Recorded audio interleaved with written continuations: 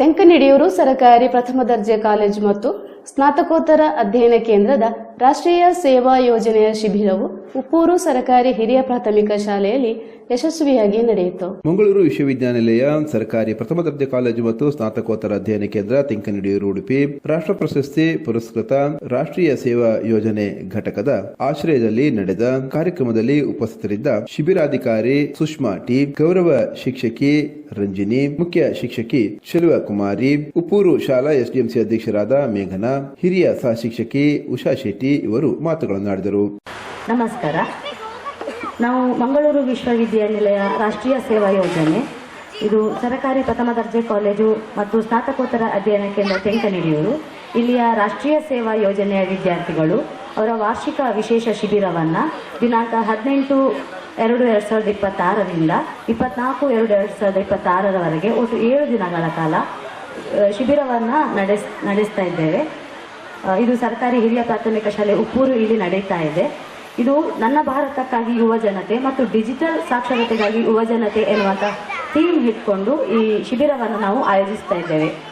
ಒಟ್ಟು 102 ವಿದ್ಯಾರ್ಥಿಗಳು ಭಾಗವಹಿಸುತ್ತಿರುವಂಥ ಈ ಶಿಬಿರದಲ್ಲಿ ನಾವು ಧ್ವಜಾರೋಹಣ ಕಾರ್ಯಕ್ರಮ, ಶ್ರಮದಾನ ಮತ್ತು ಶೈಕ್ಷಣಿಕ ಕಾರ್ಯಕ್ರಮ ಮತ್ತು ಸಾಂಸ್ಕೃತಿಕ ಕಾರ್ಯಕ್ರಮ, ವಿದ್ಯಾರ್ಥಿಗಳಿಗೆ ವ್ಯಕ್ತಿತ್ವ ವಿಕಸನಕ್ಕೆ ಪೂರಕವಾದ 10 ಹಲವಾರು ಕಾರ್ಯಕ್ರಮಗಳನ್ನು ಇದರಲ್ಲಿ ಆಯೋಜಿಸಿದ್ದು, ಶಿಬಿರಾಧಿಕಾರಿಯಾಗಿ ನಾನು ಸುಷ್ಮಾ ಟಿ ಮತ್ತು ಸಹ ಇನ್ನೊಂದು 2ನೇ ಘಟಕದ ಶಿಬಿರಾಧಿಕಾರಿಯಾಗಿ ಶ್ರೀ ಪ್ರಸಾದ್ HM ಸರ್ ಇದ್ದಾರೆ. ಮತ್ತು ನಮ್ಮ ಕಾಲೇಜಿನ ಎಲ್ಲ ಬೋಧಕ ವರ್ಗದವರು ಬಂದು ಸಹಾಯ ಮಾಡ್ತಾ ಇದ್ದಾರೆ, ಸಪೋರ್ಟಿಗೆ ಇದ್ದಾರೆ. ಇಂದು ಶಿಬಿರ ಜ್ಯೋತಿ ಕಾರ್ಯಕ್ರಮವನ್ನು ಕೂಡ ನಾವು ನಡೆಸಲಿದ್ದೇವೆ. ಎಲ್ಲ ವಿದ್ಯಾರ್ಥಿಗಳು ಕೈಯಲ್ಲಿ ದೀಪವನ್ನು ಇಟ್ಕೊಂಡು ಸಮಾಜ ಸೇವೆಯತ್ತ ಹೋಗ್ತಾ ಇದ್ದೇವೆ ಅನ್ನುವಂಥ ಪ್ರತಿಜ್ಞೆಯನ್ನು ಕೈಗೊಳ್ಳುವಂಥ ಒಂದು ಉತ್ತಮ ಕಾರ್ಯಕ್ರಮ. ಈ ರಾಷ್ಟ್ರೀಯ ಸೇವಾ ಯೋಜನೆ ಅನ್ನುವಂಥದ್ದು ಮುಖ್ಯವಾಗಿ ಸಮಾಜ ಸೇವೆ, ಹೆಚ್ಚಾಗಿ ಯುವ ಜನತೆಯನ್ನು ಸಮಾಜ ಸೇವೆಯನ್ನು ಬೆಳೆಸುವಂತಹ ಕಾರ್ಯಕ್ರಮ ಆಗಿದೆ. ಇದರಲ್ಲಿ ವಿದ್ಯಾರ್ಥಿಗಳು ತುಂಬ ಚೆನ್ನಾಗಿ ಪಾಲ್ಗೊಂಡಿದ್ದಾರೆ. ಇದರ ಪ್ರತಿಫಲ ಅವರಿಗೆ ನೆಕ್ಸ್ಟ್ ಅವರ ಜೀವನದಲ್ಲಿ ಖಂಡಿತ ಸಿಗ್ತದೆ. ನಾಳೆವರೆಗೆ ನಮ್ಮ ಈ ಶಿಬಿರ ನಡೀಲಿಕ್ಕಿದೆ.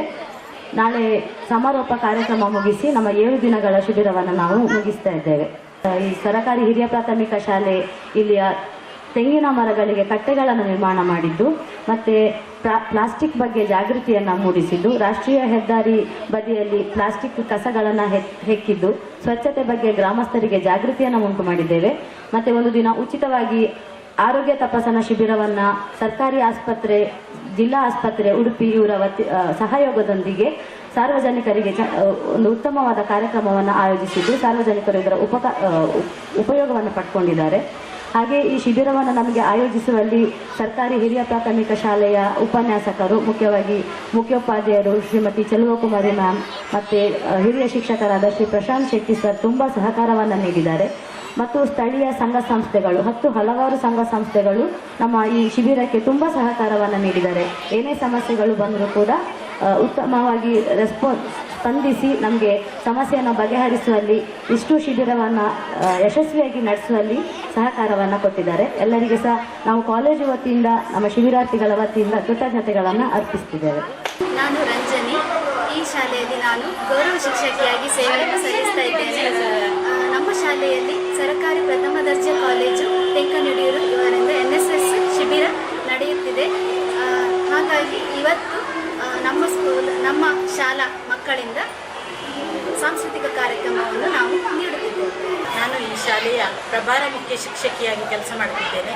ನಮ್ಮಲ್ಲಿ 3 ಜನ ಪರ್ಮನೆಂಟ್ ಶಿಕ್ಷಕರು ಮತ್ತು 2 ಗೌರವ ಶಿಕ್ಷಕಿಯರನ್ನು ಹಾಕೊಂಡು ಈ ಶಾಲೆಯನ್ನು ಉಳಿಸಿ ಬೆಳೆಸುವಲ್ಲಿ ನಾವೆಲ್ಲರೂ ಕೂಡ ಶ್ರಮಿಸ್ತಾ ಇದ್ದೇವೆ ಅಂತ ಹೇಳಲಿಕ್ಕೆ ಹೆಮ್ಮೆ ಪಡ್ತೇನೆ. ಹಾಗೆ ಊರಿನ ಎಲ್ಲ ಗೌರವಾನ್ವಿತ ಸದಸ್ಯರು ಕೂಡ ಎಲ್ಲರೂ ನಮಗೆ ತುಂಬ ರೀತಿಯ ಸಹಾಯವನ್ನು ಇಲ್ಲಿ ಮಾಡ್ತಾ ಇದ್ದಾರೆ.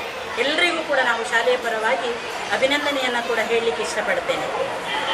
ನಾನು STMC ಅಧ್ಯಕ್ಷೆಯಾಗಿ ಈ ಶಾಲೆಯನ್ನು ಉಳಿಸಿ ಬೆಳೆಸುವಲ್ಲಿ ಶಿಕ್ಷಕರೊಂದಿಗೆ ಕೈ ಜೋಡಿಸುತ್ತಿದ್ದೇನೆ. ಉಪ್ಪೂರು ಗ್ರಾಮಕ್ಕೆ ಇದೊಂದೇ ಸರ್ಕಾರಿ ಶಾಲೆಯಾಗಿದೆ. ಇದನ್ನು ಬೆಳಗಿಸುವಲ್ಲಿ ನಮ್ಮ ಹಳೆ ವಿದ್ಯಾರ್ಥಿಗಳು ಹಾಗೂ ನಾವೆಲ್ಲ ಶಿಕ್ಷಕರು ಒಗ್ಗೂಡಿ ಇಲ್ಲಿ ಕರ್ತವ್ಯ ನಿರ್ವಹಿಸ್ತಾ ಇದ್ದೇವೆ. ಕಾರ್ಯಕ್ರಮದಲ್ಲಿ ಶಿಕ್ಷಕರಾದ ಪ್ರಶಾಂತ್ ಶೆಟ್ಟಿ, ಅಂಗನವಾಡಿ ಕಾರ್ಯಕರ್ತೆ ಕುಮುದಾ KS, ಸಹಾಯಕರಾದ ತ್ರಿವೇಣಿ, ಶಿಬಿರಾಧಿಕಾರಿಗಳಾದ ಪ್ರಸಾದ್ HM, ಕಂಪ್ಯೂಟರ್ ವಿಭಾಗದ ರಾಜ್ಕುಮಾರ್, ಡಾಕ್ಟರ್ ದತ್ತಕುಮಾರ್, ಇತಿಹಾಸ ವಿಭಾಗದ ವೆಂಕಟೇಶ್, ಇಂಗ್ಲಿಷ್ ವಿಭಾಗದ ಕಾವ್ಯ, ಪೊಲಿಟಿಕಲ್ ವಿಭಾಗದ ಅನುಷಾ, ದೀಕ್ಷಾ, ತೇಜಸ್ವಿನಿ ಸೇರಿದಂತೆ ಮತ್ತಿತರರು ಉಪಸ್ಥಿತರಿದ್ದರು. ಈ ಸಂದರ್ಭದಲ್ಲಿ ಸಾಂಸ್ಕೃತಿಕ ಕಾರ್ಯಕ್ರಮಗಳು ನೆರವೇರಲ್ಪಟ್ಟವು.